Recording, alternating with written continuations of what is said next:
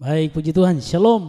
Sukacita besar pada kesempatan ini kita berjumpa dalam renungan hari ini. Markus pasal 4 ayat 35 sampai ayat 41, dan saya hanya membaca ayat 37, 39.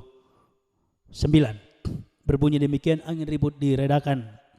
Lalu mengamuklah taufan yang sangat dahsyat dan ombak menyembur masuk ke dalam perahu, sehingga perahu itu mulai penuh dengan air.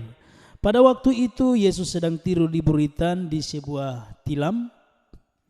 Maka murid-muridnya membangunkan dia dan berkata kepadanya, "Guru, engkau tidak peduli kalau kita binasa?" Ia pun bangun, menghardik angin itu dan berkata kepada danau itu, "Diam, tenanglah." Lalu angin itu reda dan danau itu menjadi teduh sekali. Dari pembacaan ini saya kasih tema, Yesus menguji iman murid-murid untuk melihat fondasi iman mereka. Dari tema ini ada dua hal yang perlu saya sampaikan bagi kita pada kesempatan ini. Yang pertama, kita lihat di sini bahwa pada waktu itu Yesus bersama dengan murid-murid dan dia meminta mereka bersama-sama untuk menyeberang. Dan ketika mau menyeberang, maka terjadilah angin taufan atau kita bilang angin puting beliung. Nah, yang pertama yang perlu kita pelajari adalah angin taufan, angin puting beliung.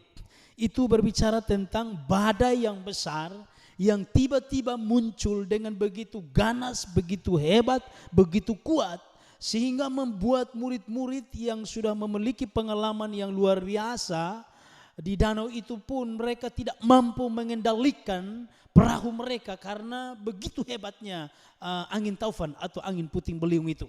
Nah, angin taufan itu juga berbicara tentang masalah. Nah, ketika kita sebagai orang percaya, kadang-kadang ada masalah dalam rumah tangga. Masalah soal masa muda, masalah ekonomi, masalah pekerjaan, masalah perkuliahan, masalah sekolah, dan juga berbagai macam usaha-usaha yang kita bangun. Usaha kecil, menengah, bahkan besar pun kadang-kadang mengalami kebangkrutan. Bahkan juga ada yang sampai tidak berdaya, tidak ada jalan keluar. Itu namanya ada badai dari luar. Bisa juga hutang piutang, badai dari luar bisa karena memang anak-anak terpengaruh dengan orang lain, akhirnya kuliahnya macet. Kemudian karena minum mabok, pesta pora, kuliah bertahun-tahun sudah DO, orang tua boleh menangis, merintih, cari uang, berupaya tapi toh tidak ada hasil. Ataupun suami istri ada badai dari luar. Badai dari luar itu menghantam, membuat rumah tangga kacau. Bisa juga karena pekerjaan setan, bisa juga karena memang Tuhan mau izinkan terjadi hal demikian untuk menguji sejauh mana iman. Dan karena itu bicara tentang angin taufan, angin puting beliung yang dari luar, ada kuasa lain, ada kekuatan lain, ada pihak lain yang berupaya untuk menghancurkan, ada pihak lain berupaya untuk mempermalukan, ada pihak lain berupaya untuk menggoncang keadaan rumah tangga, keadaan ekonomi, keadaan pendidikan kita. Itulah yang membuat kadang-kadang angin taufan yang hebat, yang sangat dahsyat membuat kita tidak sanggup untuk melewati, tidak sanggup untuk mengatasinya. Nah, itu hal yang pertama yang perlu kita pelajari dan kita alami hari-hari ini. Contoh seperti akibat daripada COVID-19. Ada berbagai macam perusahaan yang tutup, ada banyak PHK, pekerjaan-pekerjaan yang biasa berjalan lancar menjadi susah, cari makan minum sukar sulit. Itu membuat masalah badai dari luar datang menghantam. Hanya kita kuat, kita bertahan, kita hidup, dan sebagai orang Kristen kita masih bersyukur di tengah badai. Itu menandakan bahwa ada Yesus dalam diri kita, sehingga dalam sukar sulit kekurangan pun kita tetap mengucap syukur karena Tuhan berkuasa memelihara kita di tengah kesulitan hidup. Yang pertama. Yang kedua, ombak menyembur masuk ke dalam perahu.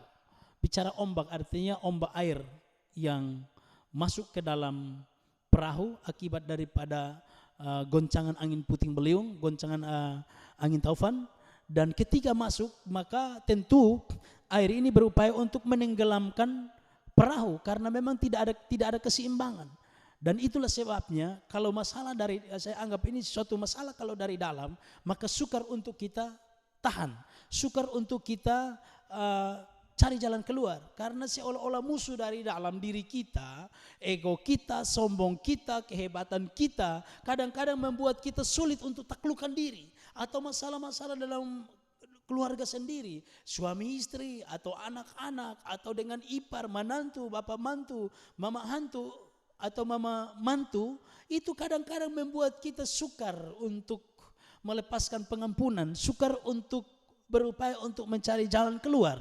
Karena betapa sukar sulit sakitnya ombak atau masalah dari dalam untuk menghantam kita, menguji iman kita jika Tuhan izinkan. Maka berbagai macam upaya kita berupaya pun seolah-olah tidak ada jalan keluar. Nah, itulah sebabnya melalui kebenaran firman Allah pada kesempatan hari ini, ombak dari dalam hari ini, mungkin kita masing-masing alami. Ada yang kredit motor, kredit oto, dealer tarik kembali. Ini sebenarnya ombak dari dalam.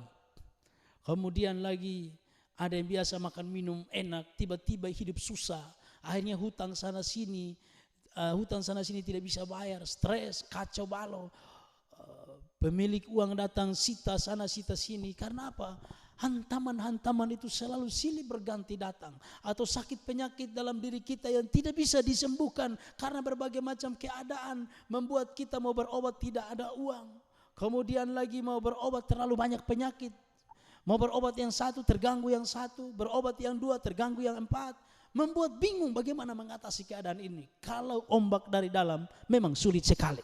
Karena itu kita melihat firman Tuhan hari ini, bagaimana Yesus ada di tengah-tengah mereka. Yesus ada di buritan.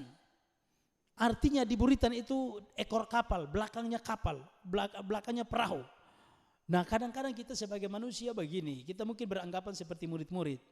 Sudah Yesus bersama-sama tapi Yesus di belakang, kami murid-murid yang bawa kapal, kami yang di depan karena kami pengalaman, kami ini mantan nelayan, kami tahu bisa baca arah angin, kami bisa tahu bagaimana membaca ombak untuk mengarahkan kapal, kami bisa tahu kemana kita harus pergi sampai tempat tujuan dengan selamat. Itu mengandalkan pengalaman, kesombongan, kehebatan, hikmat manusia, dan akhirnya Tuhan mau uji sejauh mana kehebatan manusia di tengah badai.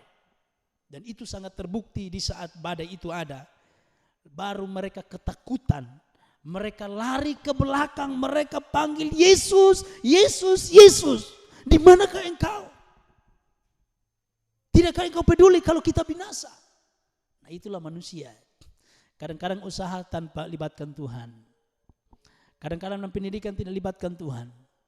Kadang-kadang dalam satu masalah rumah tangga tidak pernah libatkan Tuhan. Hanya libatkan pengalaman kehebatan manusia.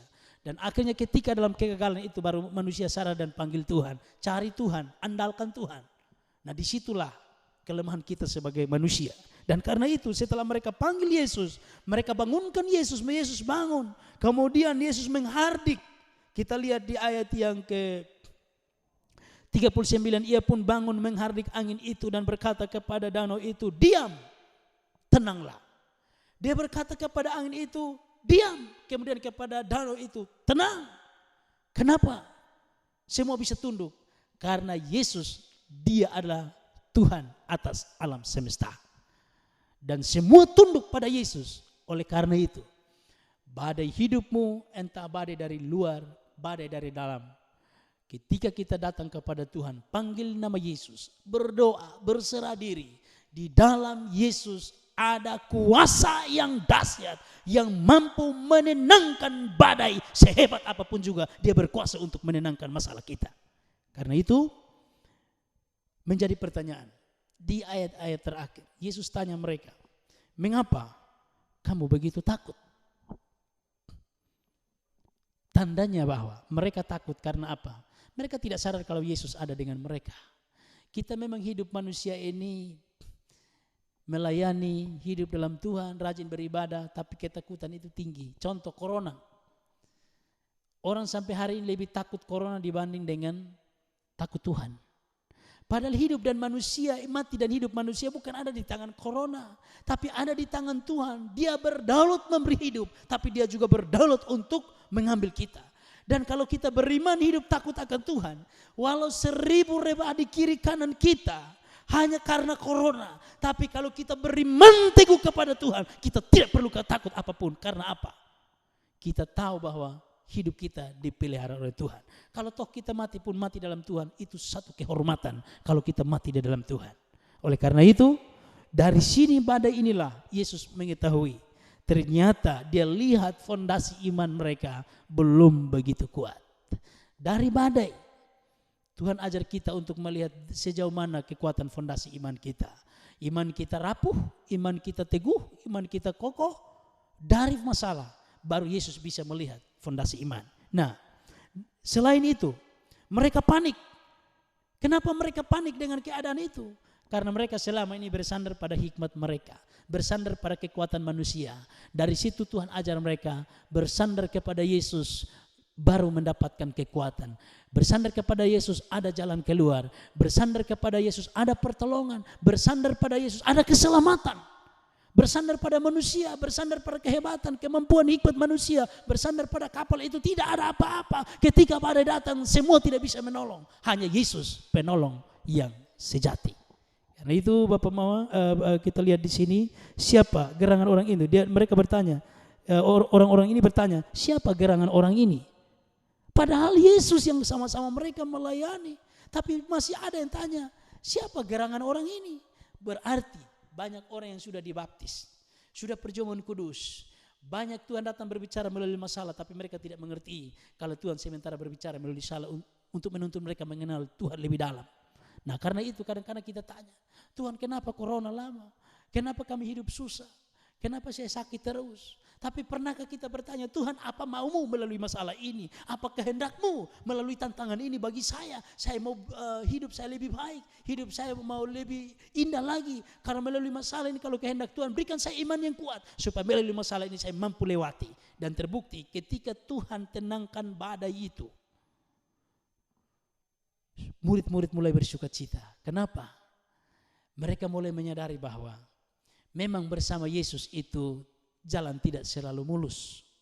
Ada onak dan duri, tapi orang yang bersama Yesus itu, badai sehebat dan sekuat seperti angin taufan dan ombak ini pun, Tuhan pegang tangan kita, Tuhan lindungi kita, menuntun kita kepada ketenangan dan keselamatan. Tuhan Yesus memberkati. Amin.